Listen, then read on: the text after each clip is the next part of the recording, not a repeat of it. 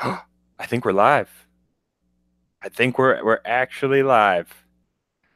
Yep, Okay, we are. We are live. we are. Um, so I'm guessing it's gonna take a little while for people to filter in here, especially because Yeah, yep, this we is a completely impromptu stream. impromptu. If we I get know. anybody coming through here. I know you find folks in the Midwest tend not to use profanity, but I'll kind of go around that. Uh, yeah, I was supposed to be doing a stream with Ed as a guest instead of me as his guest, but unfortunately, I should probably stick to Facebook Live events for the time being, just because my phone and iPad do not like me and are constantly updating, undoing updates, re-updating, doing updates, and yeah. Well, I mean, that happens. Live streaming's weird, especially live streaming on YouTube. Did I mention I Um, broke a table? you broke a table. Yeah, I broke a table. How'd you break a table? Uh, it's very cheap, and it kept wobbling, and I tried to steady the camera, and instead of steadying the camera, my hand just went right through the table. Nice. Nice. So Well, I mean, that happens. Didn't sound like it was that great a table anyway. I yep, just picture you over there just getting so angry, just Jeffrey smash. you would be surprised. Okay, so but I know we're on my channel right now, Yeah. or but we should still treat this. This is a Petrone stream, so I'm your guest. You just happen to be hosting from my channel, okay? Okay, so impromptu bar. We're going to be reviewing a Wisconsin, yeah, Wisconsin whiskey, Drift, Drift, Driftless Glen. Yeah. Now, I've seen a lot of things about their young rye. I don't. It would say young rye on it if that. Yeah, it would look a little something like this. So Okay. the young rye is actually in a round bottle. Okay. That Yeah. was what I was originally thinking. But I just wanted to double check. So, as some of you know, because of how inbred and homogenous the whiskey community is sometimes, I went on a road trip, which you can find a video series I did on that.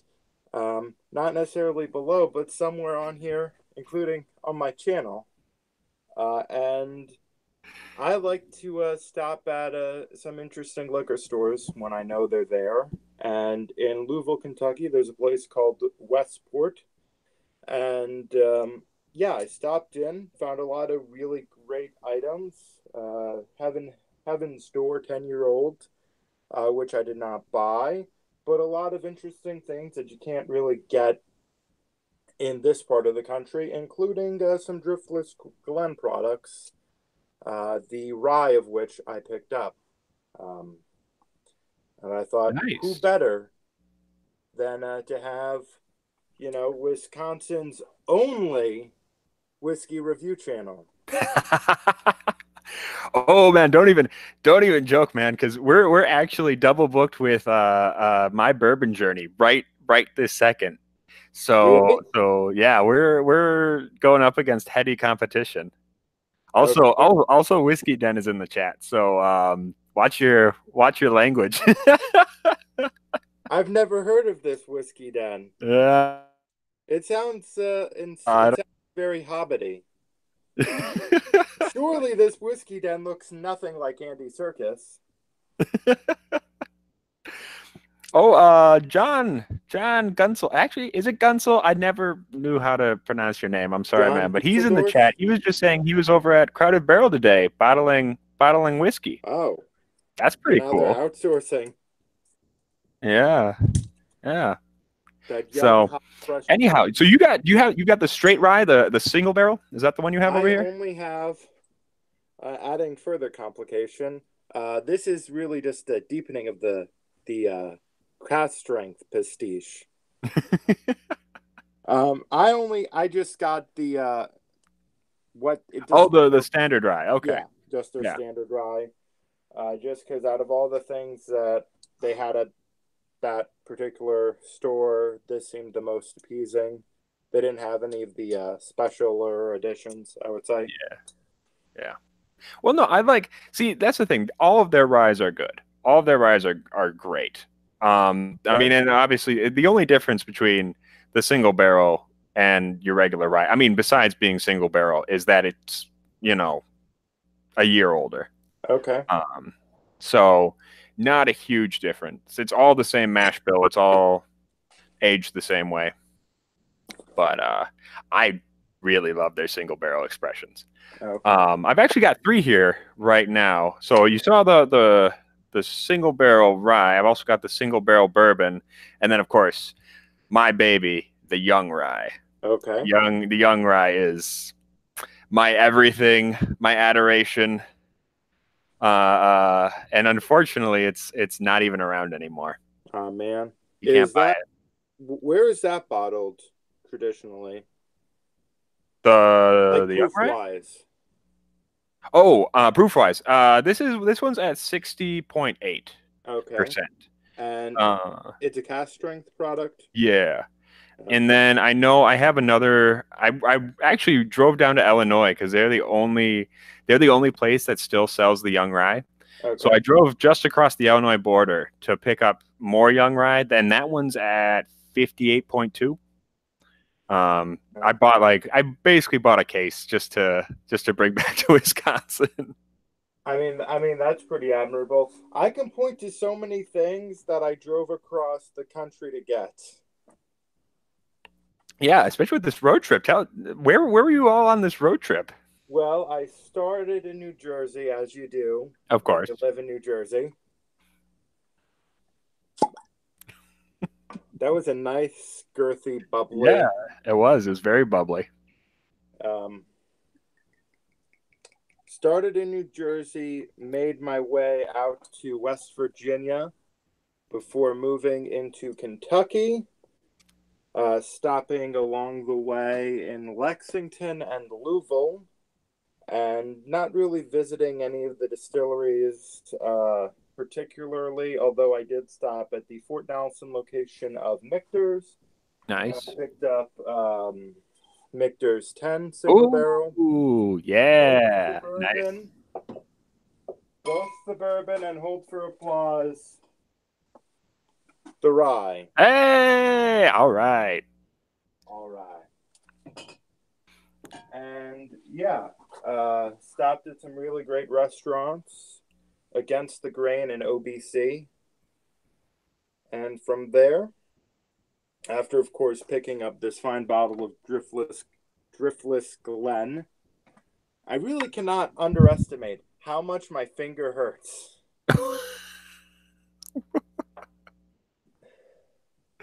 Okay. uh, Fun times. yeah, I believe it. Um, just to go into the whiskey a little before I could continue into the story again, but I'm almost getting what I believe to be like a cotton candy kind of element on the nose that I've heard people mention with some ryes, but I personally What was haven't really gotten before. what on the nose? Cotton candy. Oh, you know, I don't know about cotton candy, but for me, well, then again, I'm drinking a different one, so obviously it's going to be a little bit different. But Yeah. uh, Driftless Glen for me, especially the rye, it's just got a touch of that kind of apricot-y, just a little bit of that apricot-y Yeah. fruit, and then it's kind of like you put honey on bread. Like it's not super sweet. It's still kind of dry, but it's got just enough like sweetness underneath the spice that you can tell it's there. That that is very on point. Yeah. No, I love what these guys are doing. It's fantastic stuff. It's definitely more admirable than the New Jersey whiskeys I've had so far, just on the nose. Have they not been impressing too much? Um, the two ones I have taste more like gin than anything. Mm-hmm. Weird. And it's like this says it's a whiskey. I smell it. I believe it's a whiskey. That is That's that's a important. little That's important in hard whiskey. to You find. want your whiskey to taste like whiskey, generally. Yes. I mean, I think that's the that's the goal for most, except for Fireball, maybe. And then you want it to taste like anything else. Yeah. But and that's the thing I love about Driftless Glen. I think a lot of like Wisconsin whiskey is still very much in its infancy. Yes. And I think to a certain extent, we're still kind of chasing after what Kentucky's doing. Like we haven't really found our own style yet. So you're getting a lot of bourbons. A lot of people are doing bourbons. Some people are doing bourbons pretty well. Jay Henry's doing bourbons pretty well. Um, but I don't know. Some have been really awful. And I'm not going to name names here. If you watch my channel, you know which ones. You know which ones I'm talking about. Okay. But the ryes coming out of Driftless Glen, I think, really work for Wisconsin's climate, right? Because we have a very hot summer, but then we have up to like 6 months of winter, basically. So you're not getting a lot of heat and you're not getting a lot of barrel interaction in that 6 months. Um, so you can a corn based whiskey can come out real young tasting.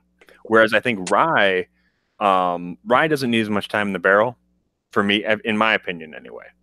A young rye, I think, tastes way better than a young bourbon. And so I think,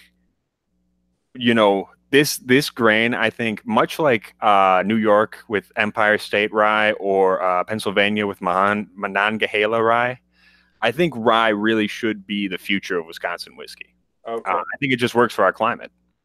And you mean the Hudson Manhattan rye, right?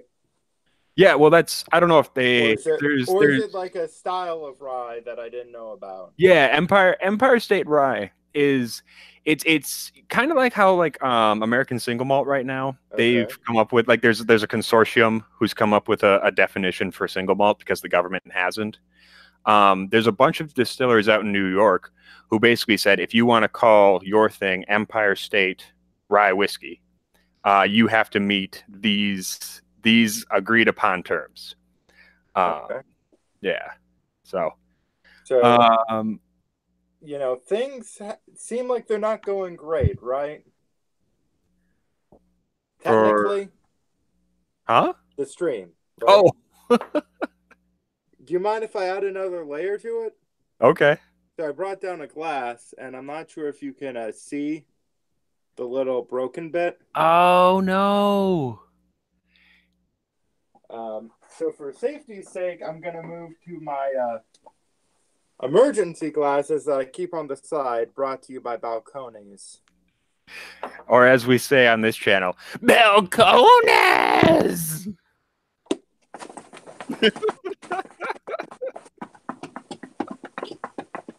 Hi, I'm Josh Galladay. Mm-hmm. I see. I'm assuming it's Patty from Whiskey Den was just saying he agrees rye is better young. John's getting in on the Balcones chant. Oh man, Is rye can be better young? More I think it can be.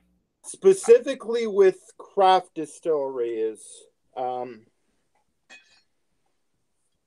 Will it? Their family estate products.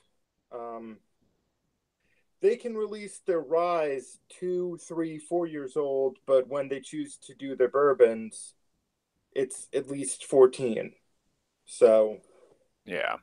Well, and I think just because that young sappy green note that you get on a young whiskey, that is just so amplified when it's a corn based whiskey. yeah, And I think, and that's actually true. I think for like low rye ryes, like 51% rye.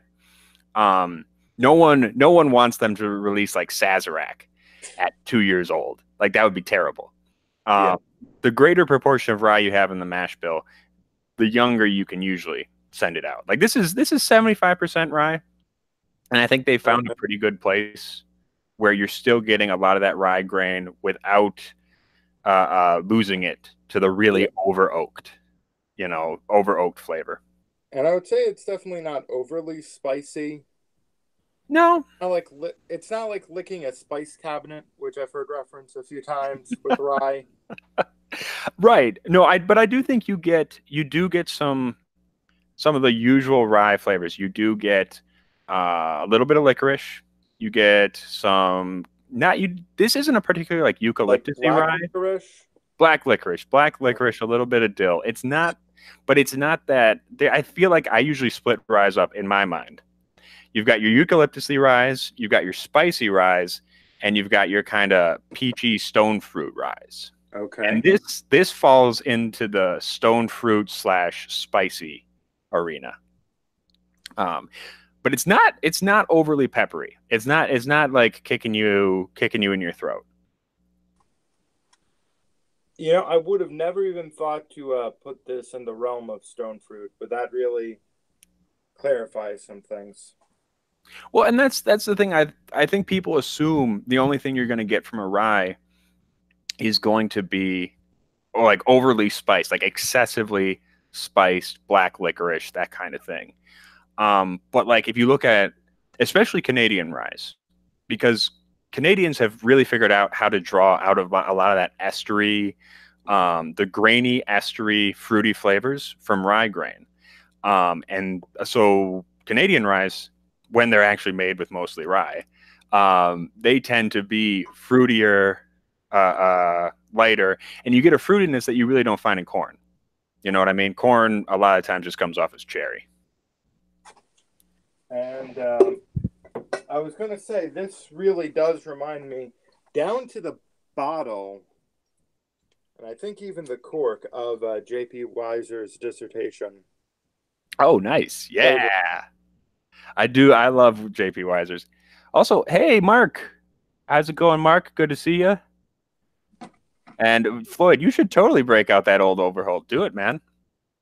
Wait, you're at work, aren't you? Maybe wait till you're home from work. Nah, do it. Do it. No, have you ever had old Overholt bonded? Sorry, what was that? Have you ever had old Overholt bonded? Once, man, a Okay. while back. Yeah. I don't think I have any down here, but it's really good, especially for the price point, I would say. Yeah. What does that run usually around you? Um, well, I have to go to Kentucky to find it, but um, between I think less than $15, but I could be off. Oh, that's not bad. Below 20, how much Yeah, does it that's run actually you? really good. Do you just run into a store, just grab it off the shelf, and go like, "Aha!" knock over a couple of vodka bottles on the way too, just to be a dick. Old Thompson. um, Whiskey Den is asking about the JP8. Can you find anything other than the JP18? I know they have a 12, right? I've seen. The only thing that I don't see it in New Jersey at all, but in Pennsylvania I can find JP Weiser's 18, and that's it. Yeah, yeah. Because I'm pretty sure I know there's what a 12, an 18, and a 20, And a 35, and a 35. I've seen which the you can 12 find on here in Whiskey Wisconsin. Exchange. Sorry. Oh no, go ahead. You can find the 35 on Whiskey Exchange, and it recently got an award for being best Canadian whiskey. Fairly good price for the age statement, I would say. Yeah. So if you know someone who likes Canadian whiskey but wants it good, go with that. If you want to enjoy what you're drinking for some reason. if you're sick and tired of getting force-fed Canadian Miss rapidly, Yeah, I think that is one thing. That's a problem I run into here in Wisconsin a lot. You still have a lot of that, don't yes, you? I know. Oh, hey, Graham, what's going on, man? Thank you for joining in to this impromptu stream. But I think that is a problem we run into a lot around here. Is at least in Wisconsin, your average liquor store has like the Canadian Club line, and then not even the whole line, just Canadian Club, and then like the deluxe Canadian Club, Oh, and maybe Black Velvet, and then Crown Royal. There's always Crown Royal, but that's about it. You know what I mean? For being so close to Canada, we really don't get any Canadian whiskey. I mean, that happens. Yeah, I would say you somewhat get a better, not better, but more of a selection than we do in New Jersey. yeah, yeah. It is what it is. But I don't know. That's the thing. That's the thing. I do. We got a couple people we know up there, and I'm trying to get more Canadian whiskey down here. Because I do want to have more Canadian rye on the show. I mean, obviously, I'm way too into rye. Everyone knows this, but I wanna get more into the Canadian side of rye. I mean, yeah, there's a lot of good things there. Um, Next time I'm up in Canada, I will keep an eye out for any rare things, and we can maybe work out a thing where I send you some stuff. Oh, nice. Yeah, yeah. Um, Well, that is always fun doing little sample exchanges. yeah. Uh, Um, oh, Graham's saying at least we're doing this stream at a reasonable hour, unlike the cast strength people. Yeah, that's right. yeah, As long there. as we're better than cast strength, that's the important thing. I mean, it's with all of the technical issues on my end. Somehow, it's more. The stream is at least working. Mm. Yeah, knock on wood. Brad Leclerc is going to sabotage it somehow. I mean, I would knock on wood, but then I would break more of the table. You can't break all your furniture tonight, man. Floydian is saying lot 40. Yeah, I need lot 40. I need to get some lot 40 down here. Just any lot 40 or the cast strength? Well, cast strength preferably, but I'll take any at this point. Okay, can you not get the normal lot 40? No, at least not here in Milwaukee. I don't know about other places in Wisconsin. But I mean, pretty much there's one really, really good whiskey store here, which is Ray's, and they charge a boatload, and not even they get in a very good like Canadian whiskey selection. And pretty much all the Canadian whiskey they get in is like flavored crap.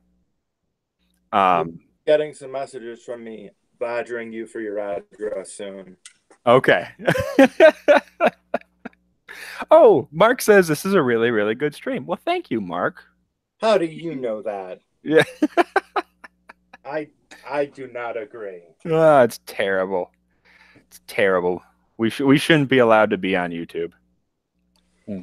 So I was thinking of finding something else to go along with this. Yeah. Well, I'm going to break out a little bit of the young rye just to compare. Okay.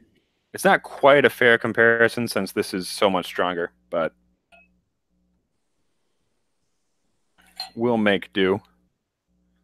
It's actually pretty dark because this is exactly a year old.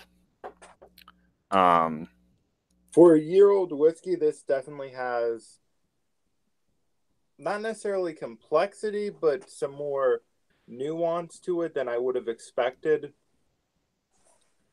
I know, right? Yeah. I don't know. I think part of it really is that Driftless Glen, as opposed to a lot of the places here in Milwaukee, the places here in Milwaukee don't have proper rick houses.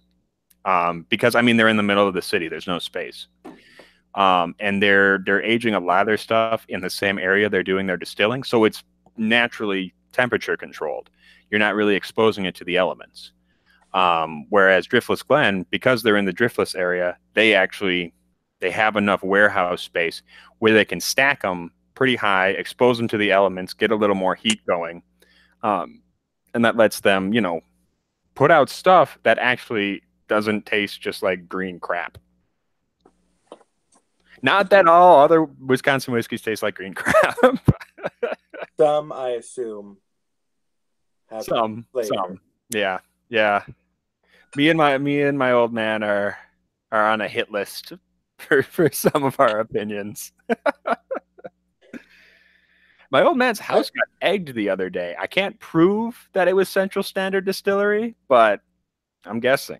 I'm guessing it was those guys. You can't prove that their Scottish style whiskey is actually drinkable. So, I mean, oh God, it's so bad. I kind of want to buy a bottle of that just to send out to everybody. Just send samples to everyone. So of the two that I have, a Sourland Mountain bourbon. This is only 6 months old. Has some decent color. But then the Jersey Spirits Patriots Trail Bourbon, which they actually reviewed. I don't think it was this one, but one of the things they put out on the Vault recently. Oh, okay. This is a year old, and it's closer to bourbon. But it's still, if I go to smell it, yeah, I'm almost getting juniper right out of the glass. Ugh, yeah. Yeah. Like I have a gin right over here, Boodle's Gin, which tastes less like a gin. Yeah, that sounds about right. Yeah, that is the problem with craft distilling. It's very hit or miss. Some people I think it's worth exploring. I love craft distilling. I think a lot of what I have here is small distilling operations, but you got to be ready to drink some dog shit. Yeah. And think about this. The distillery is not near where I live, but the master distiller, or at least the founder, lives in my town. Oh, really? Neat. Well, no, it's just I put out a review. There's no reviews on them. I mean, up until the Vault, I do a review, and I'm just yeah, this kind of tastes like gin. Yeah. And for all I know, they could be down the street. And I don't want to insult people who are trying to do cool stuff. If you're trying to make whiskey and that's awesome, keep doing it. I don't want to discourage people from doing stuff, but at the same time, you gotta call them like you see them. And some craft whiskey is just terrible. Yeah. Oh, John said Central Standard Scottish style gasoline. Oh, yep. Dog canine feces. That's what I meant. Dog poop. Only poops. Yeah. So recently, I don't think he's watching, but because it was my birthday yesterday, my dad went and picked me up a bottle of whiskey. Ooh. Canopog Castle, 12-year, which is apparently a special barrel release, which I do not understand, just because they don't really clarify what they mean. Yeah, I don't know. I mean, I've only had the standard Napog, so I'm not sure. I mean, maybe it's supposed to be a exclusive bottling, but it was done for Costco. So when it goes 216 bottles, I'm just I'm kind of thrown off. What do you mean? 216 bottles from your local grocery store. That's what they mean. But yeah. My whiskey den saying, I feel like they don't taste the whiskey before they bottle it.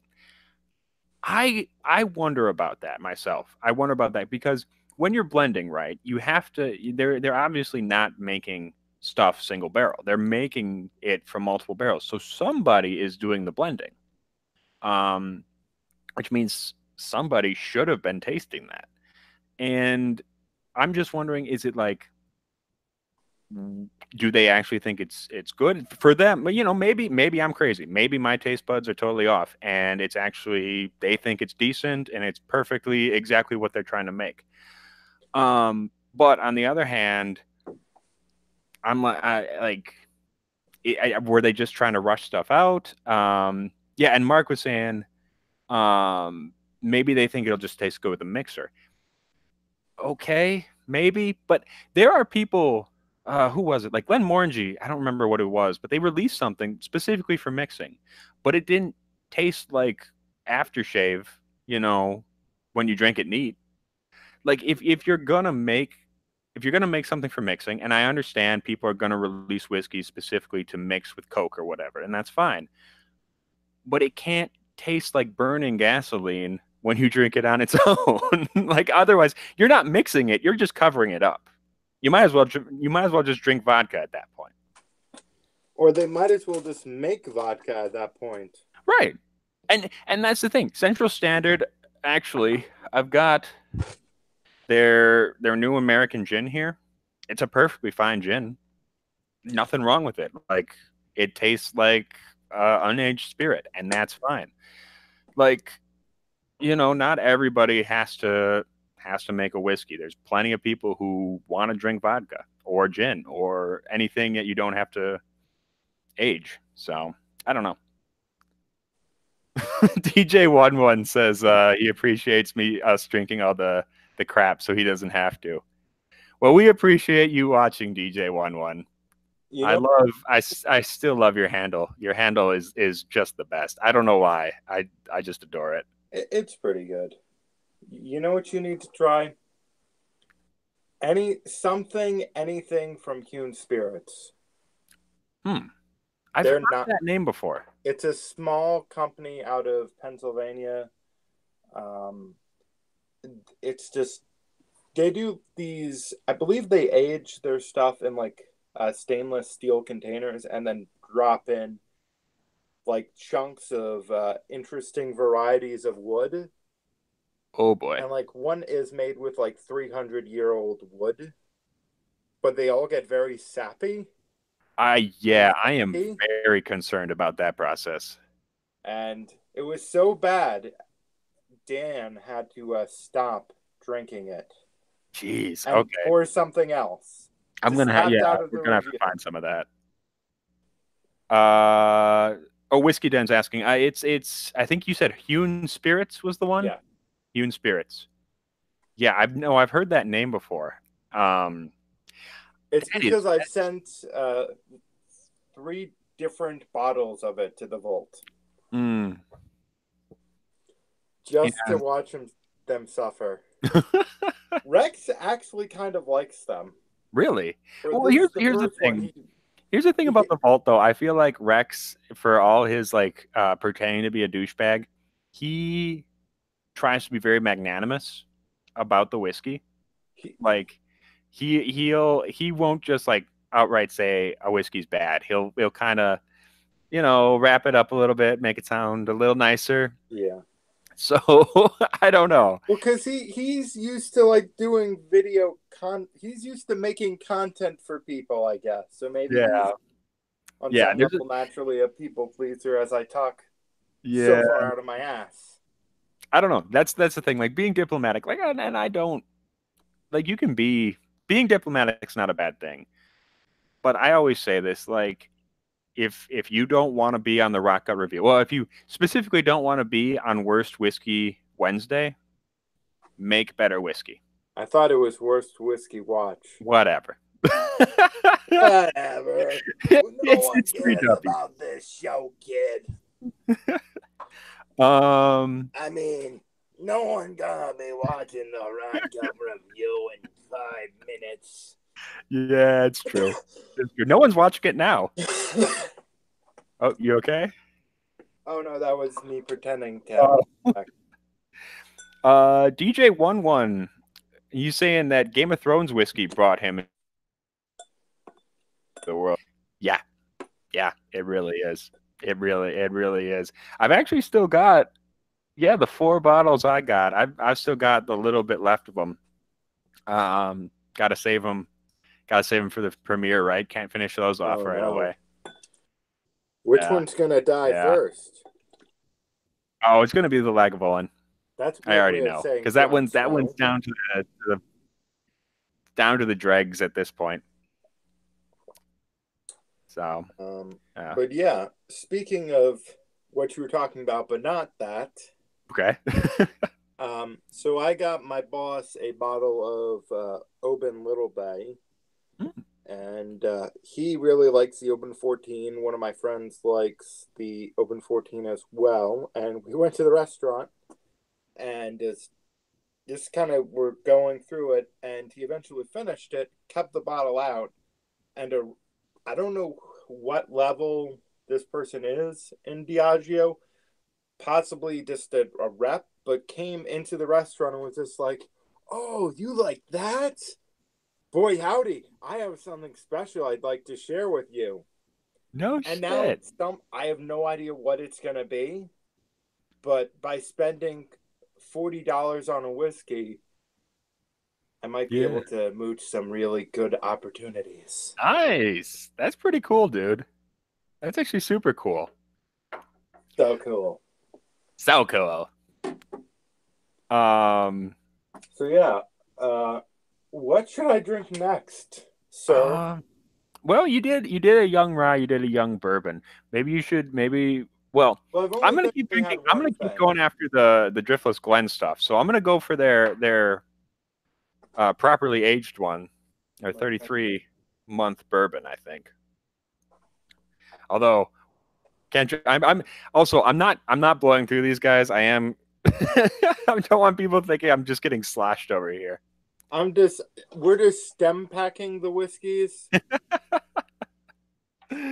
Uh, Um, DJ one was saying he hated the Lagavulin the first time he tried it, and now it's his second favorite. That is totally fair.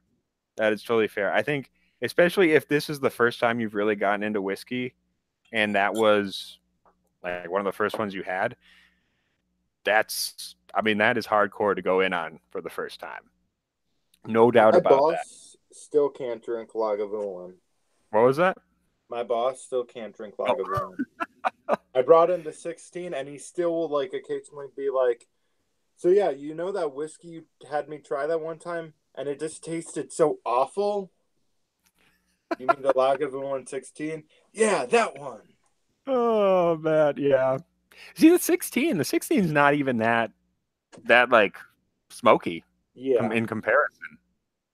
You know, I mean it is. It's smoky in comparison to a lot of stuff, but not to other Lagavulin. Yeah. that truly was a delicious comment that was just left by Freudian. You're not a drunken Irishman. Yeah, I am a stereotype breaker. None of that around here. One of these episodes, I'm just gonna come on with like a fucking green buckle hat and oity toity toy. I'll steal your pig and your latter. Come here, old Flanagan. I'm not even. Just, I'm just going. I'm just not even attempting to do an Irish accent. Yeah, I'm going right. just straight into 1920s gangster. Ah, see. Oh man. Um, Oh, DJ man, you tried the Talisker first and you were almost done with whiskey. Yeah. Yeah. I mean, I get that. Like I think people forget because I know me and Erica drink so much smoky stuff that we will go back to like Lefroy 10 at this point and we're like, why isn't this as smoky as I remember it? But for people coming into really smoky whiskey for the first time, that can be a jarring experience. Even something like Talisker, which I don't think of as that smoky, but like you do that. I bet you if I hadn't graduated up like I did, I would have lost my shit the first time I tried that. probably. And then there's also the layers of brine and Talisker. Yeah, that's true. That's true. I think that's the one thing that is the one thing I think for me anyway that with Isla, well, with peated whiskey generally, is that if you don't get a good balance of smoke and brine to the graininess, you do just end up getting funky socks. I mean, and I think that's a credit to what a lot of those Isla distillers are doing, is that they found that sweet point where they've gotten really good, rich flavor. Well, maybe not for everybody, but for the people who love it, it's good, rich flavor, without going into that weird, funky sock messed up area that I feel like maybe Central Standard Scotch style did. Good, wholesome family entertainment. So I have a proposition. Not really, but I just like saying Okay. proposition. I have three whiskeys that I could open next. I would like your guidance, folks in the chat, and folks who are named Ed O'Mar. Mara, Mara like a female horse. O'Mara. O'Marty. Yeah, there you go. That's it. Okay, so we have Kanapogi Castle 12 Kanapogi. special release. Willet 4-year-old family estate rye, and Lone Elme, which is a Texas straight wheat whiskey. And it looks like there's a cloudy nature to it where it almost looks like a passion tea almost. Kind of looks odd in the bottle Eat. with the light. It's a good sign. So those are your options, kids. Mark Goins says at least he didn't try White Walker first. Yeah, that's fair. That It's best just to say no to White Walker. Yeah. Oh, and he also asked, what Kilhoman do I have? Actually, I've got a couple Kilhomans right now. Kilchoman. Kilhoman. But oh my god. Erica's had a go at this one. This was way more full last time I pulled it out. But this is their, what is it? The single cask. This is their Buffalo Trace. So this is a first fill Buffalo Trace barrel that it was exclusive to Binny's down Chicago. Heard good things about Benny's. Yeah, it's a nice place, and it got a great selection for way cheaper than we get anything up here. Okay. Yeah. Interesting. And then I got the McKeer Bay floating around here too. Okay. Which I love, but that cast strength is something magical, which is probably why Erica's been going at it as hard as she has. Yeah. My friend's girlfriend just found out recently that she really likes peat. Nice. Which just because I've been doing these whiskey tasting events, and they've been kind of regularly going. So now I have a sample set in mind of people that will actually want to do a night of peat. Cool. Enchanted evening under the peat bog. With Jeffrey Petrone.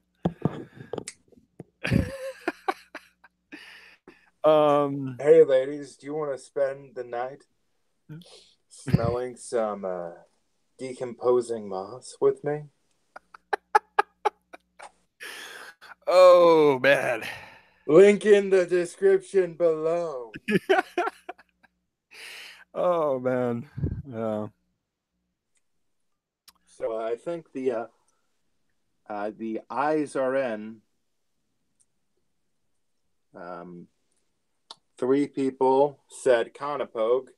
Each spelling it differently. So DJ11 says he actually likes the White Walker. Which he points out, why would you drink something designed to be drank cold warm? Which that's a fair point. I will say though, I preferred it warm. I know my old man disagreed. My old man preferred it cold. But for me, I thought anything interesting about it kind of went away with the cold. And so, yeah, was it great warm? No, but it was at least more interesting. So take that for what you will. So I feel like a bit of a hypocrite because while I am disgusted with like something like White Walker, just the idea of like having it be almost even lower then like a Johnny Walker Red and the freezer thing, and then it's like this isn't on the whiskey, but it was almost getting partially falsely marketed as like a rare exclusive item and sending people into a frenzy for like no good reason. Yeah, I mean, but I think that's a criticism you can kind of level at the whole Game of Thrones series. Like, I think people, I mean, I'll forgive them because they made some great whiskeys. That's great. Some of the ones in the Game of Thrones actually lived up Right. to like Like, a Lagavulin 9 is actually is it a cash grab? Kind of, but it's also a new expression of Lagavulin, and you can get so dramatically different flavors. true. And I Just know from a few I years, there won't be was mad at them potential for making for more whiskey. Like, if they make more whiskey for whatever reason, I'm good with yeah. it for sure. No, but I feel like a hypocrite because I'm like that. But then also, I found out about Compass Box releasing these blends like really early on that was essentially just called table whiskey, and it was basically made to be the whiskey equivalent of white wine, and you would chill it beforehand, Okay. essentially like the White Walker. I'm totally gonna buy some of that. No, you You cannot know, I need to find get it. my It's like hands on that because that sounds super weird and super interesting to me. no, I have the same reaction. So I'm just like, does that make me a hypocrite for hating White Walker so much? Yeah, yeah. That's the thing. That's the thing. Like, I think there's people will crap on Johnny Walker just for being Johnny Walker. They didn't have to. They didn't have to make it like a Game of Thrones tie-in for people to hate it. They could have just released a new Johnny Walker, and the internet would have called him a bunch of crap. Poning the haters. I'm just gonna do the rest of the stream from off camera. There you go. We're just talking to Johnny Walker himself. Yeah, you see, in 1980 something, I was riding my horse. Okay. Oh, let's see. I should catch up a little bit on the chat here. Yeah, I don't know. DJ11 saying 50-50 on Game of Thrones whiskey. I think that's fair. I think that's more or less what I thought. I liked Talisker. I liked Lagavulin. Didn't much care for Cardew. Loved Kleinleash. Kleinleash was great. And Glendulin was okay. Did So you I'm sorry if you already said this, but the open, did you try? I actually didn't get into the Oban, but I heard the Oban was very similar to like Little Bay. Okay. So which I'm sure I would have liked had I had it. Um, yeah. Oh, so I did want to mention a little bit with this Driftless Glen, the bourbon, because we were going to talk about this, but we're kind of running all over the place. That's what you do. Uh-huh. But it's interesting because they don't actually release a mash bill for this. So obviously it's 51% corn, new charred oak, but we don't actually know what the rest of the grains are. And I've been trying to figure out if it's a rye or if it's a wheat or some mixture of the two. And yeah, I don't know. I think I'm getting a little bit of that peanutty smell that you get from like larceny. So I'm wondering if this might be a wheat. If Driftless Glen, I wish Driftless Glen would let us know because I am very curious about this. Oh, Whiskey Den is heading out. He's gotta go take care of his kid. So that's fair. Thank you for turning in Whiskey Den. Thank If you you're still for here, you might stopping already by. be gone. But yeah, thanks for tuning in to this very impromptu stream. Yeah. I believe you mean to say important. Important, right? Right, important stream. This is Important. the most important stream.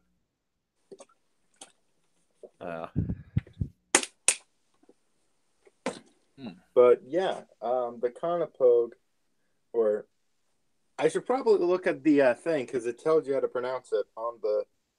It's Napogue. It's definitely Napogue.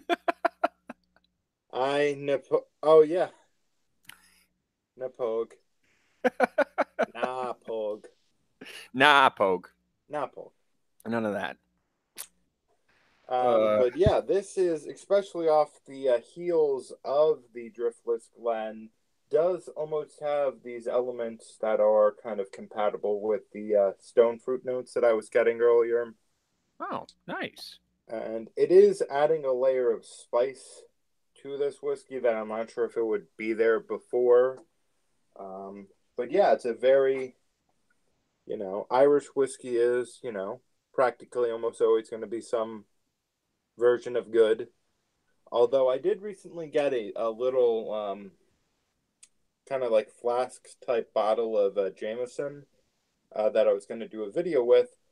And I was just so like, with it to the point where it's just like, I don't think I have much to say about this. Plus, my throat was giving me all these odd off notes.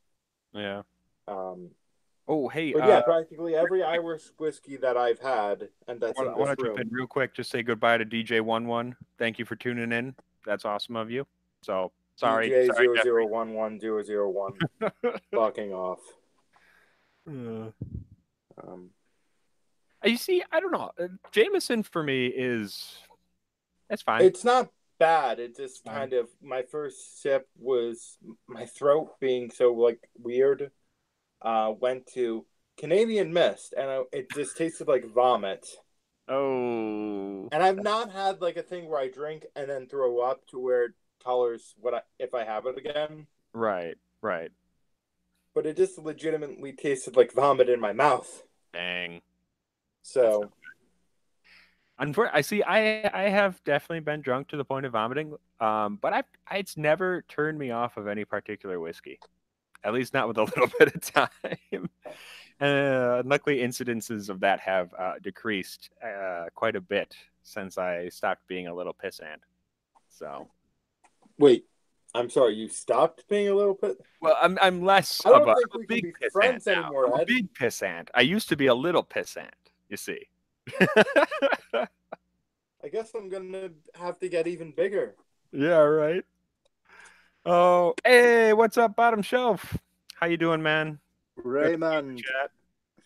The whiskey mariachi, as he's known to some, the man, the myth, the I legend. have what I have is actually a store pick of it, but it was for a Costco, so they don't actually have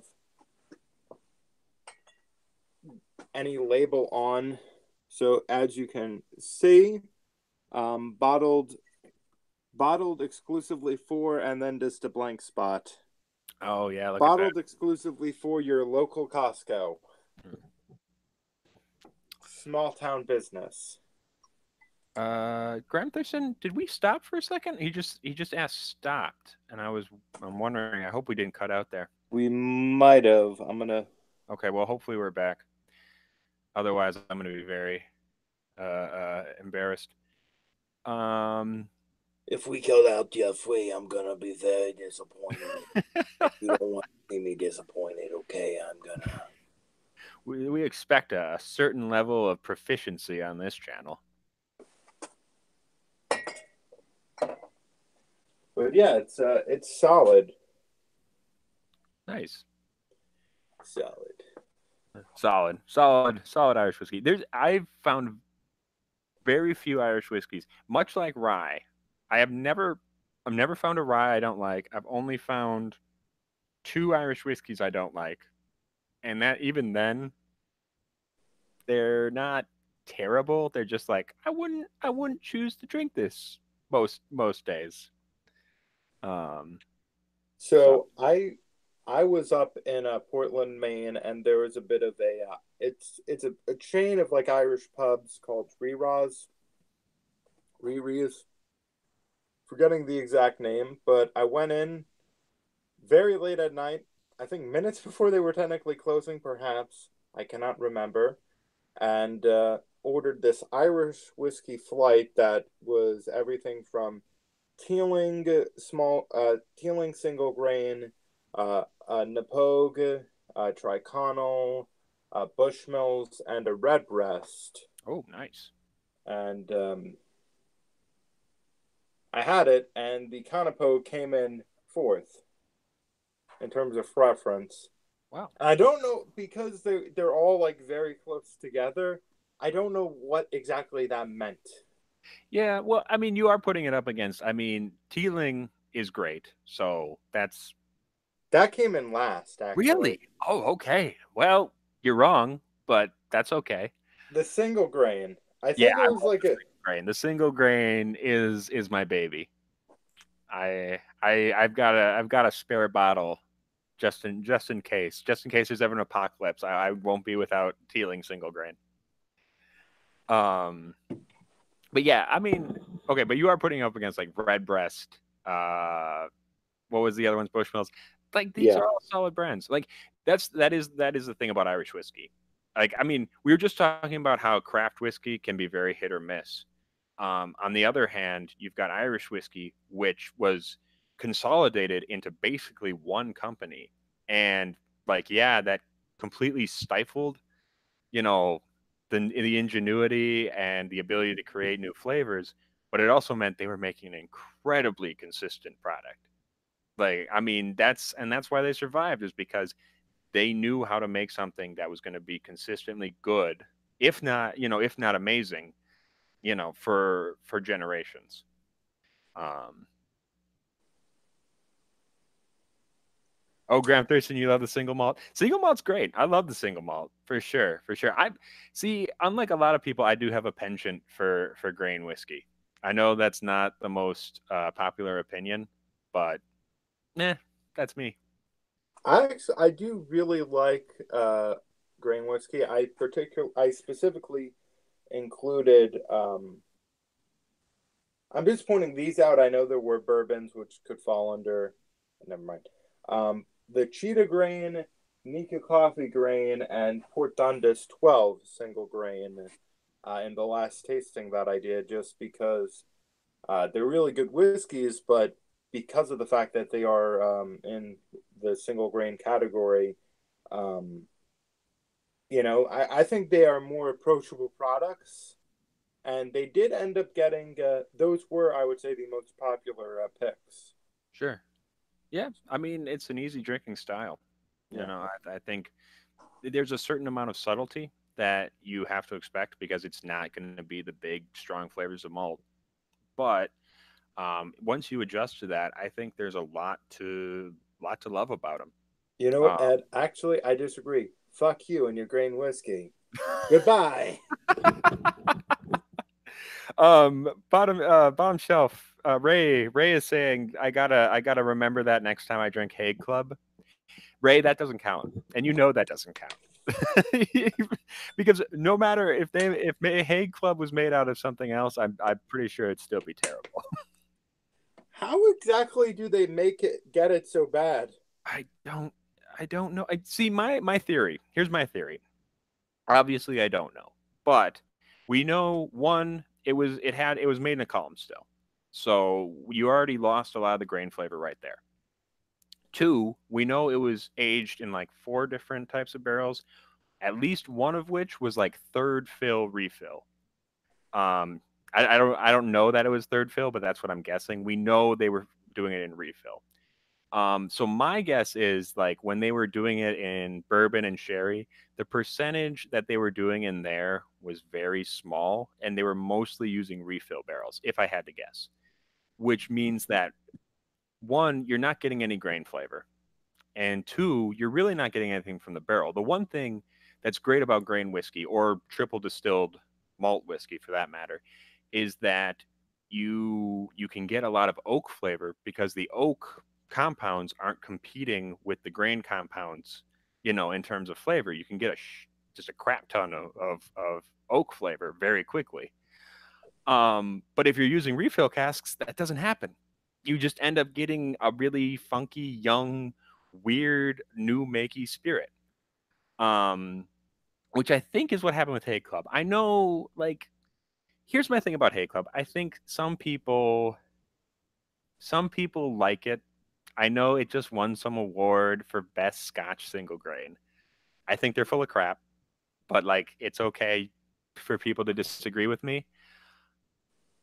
I don't know. I just like if people like it, that's fine. But I think it was made for people who are willing to spend $40 on a bottle of whiskey to mix with ice.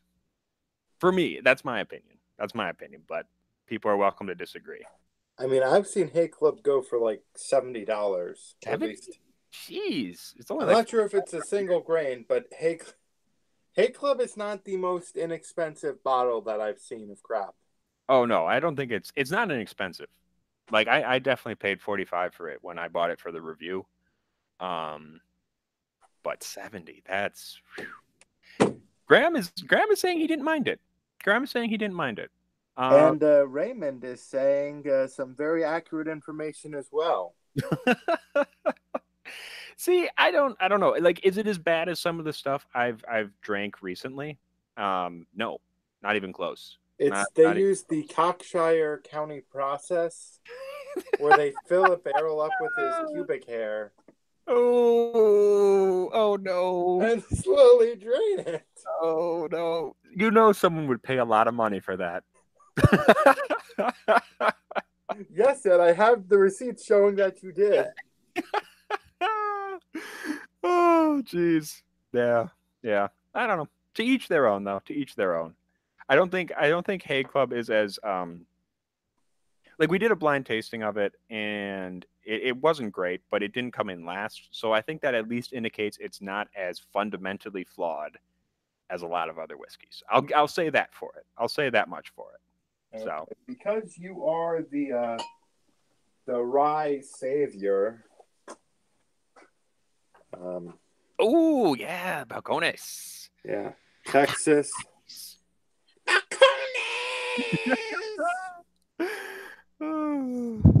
But yeah, this is a cask strength bottling of their rye whiskey, Nice. which is still sealed. Has the freshly pimped out sticker from the tasting room. So should I open this to finish out our? Let's do it. Let's finish it out. $7. Wow, Graham. $7 Canadian in Quebec. I wouldn't pay that. I mean, the exchange rate is basically even, right? So that's more like that's basically $70 American, slightly more. Yeah, I wouldn't pay that. That's you're paying for David Beckham's name at that point, as far as I can tell. Lean in and smell the cork, Ed. yeah, right. Over the interwebs. What should I get? I should grab something to finish this out, right? Well, you know what? I'm gonna drink a little bit of this Kilhoman before Erica completely kills the bottle.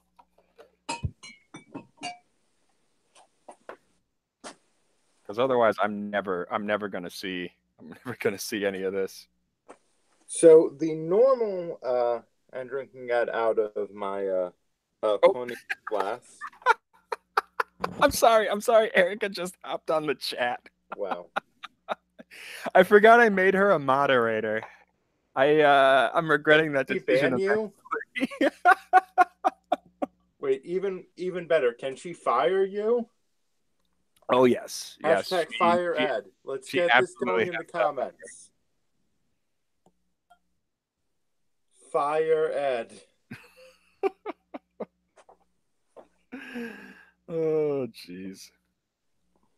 So yeah, the normal bottling of Balcones rye is at a 50% alcohol and is definitely it has these very clear kind of like coffee chocolate kind of like toasty notes in it that are not antithetical to what a rye whiskey is, but not something that I commonly think of in a rye. And it has almost no spice to it. When I had this at the tasting room, it was very spicy and bitey because it is 63.3% alcohol. So let's see if that continues over or if that has changed at all. You know, I do think no matter what grain well, maybe not no matter what grain. Like there are some that are still going to come off different, but I think for a lot of Texas whiskeys, the barrel influence is so strong, and you get so much of that dark, like you said, the kind of espresso coffee. It's like the oak gets so dark in flavor that it becomes coffee-ish. Big leather. But I think that's kind of, no matter what grain you use, from my experience with Texas whiskey, you tend to find those notes, which I think is really cool because it's very distinctive. Yeah. Oh man. I disagree strongly. With anything I say. Anything I say tonight, just I disagree with your sweater. Oh, jeez, man. Well, oh, Kilholman, though. I do love Kilholman. This is I still need to get a bottle of Killoman. you should whenever you get a chance. I especially love this version. This is Okay. the fully bourbon cast version because Yeah. it's got this like interesting strawberry flavor underneath all the smoke. Okay. I And mean, I've heard about the Madeira. I believe it was a Madeira version. I haven't actually tried that one. Um, One. I cannot find it for the life of me, or maybe it was Marsala, but it was one of the kind of sherry related wine finished products, Yeah. Yeah. and it Around here, sounded right up my alley with the flavors on it. sure. But Around here, we can only really find, I mean, here in Wisconsin, we can find the Macure Bay and the, what is it? I can't remember. Sanag? Yeah, Sanag. yeah, Um, there's currently a bottle of the Loch Gorm, whatever the yeah, Gom, yeah. at a local, not sort of local store, but it's a bit of a penny. Mm, yeah. Oh, yeah, Mark is saying he's looking for the Madeira one. Uh, yeah, he didn't want to pay shipping for bringing it in from Europe. Man, shipping is killer. I gotta say, Yep. like you're paying like I just bought that Mizunara from Glendalough, and that was half the price was just shipping. I think it was like $70 US, and then 50 bucks on top of that just for the shipping. But it was Yikes. worth it. It was worth it. I Yeah, paid I've again, paid honestly. more.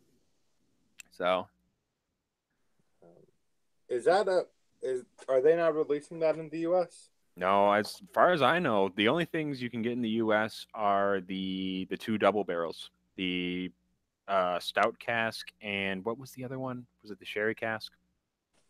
Yeah, Okay. at least that's the only ones I've seen. Graham Thurston is asking how's the PX cask one. Man, I have not found a Kilhoman I dislike. I it's amazing stuff. Um, I don't know, man. I would say even just buy Kilhoman, man. Just whatever. And that's not This stream that is brought crap. to you by Kill Showman.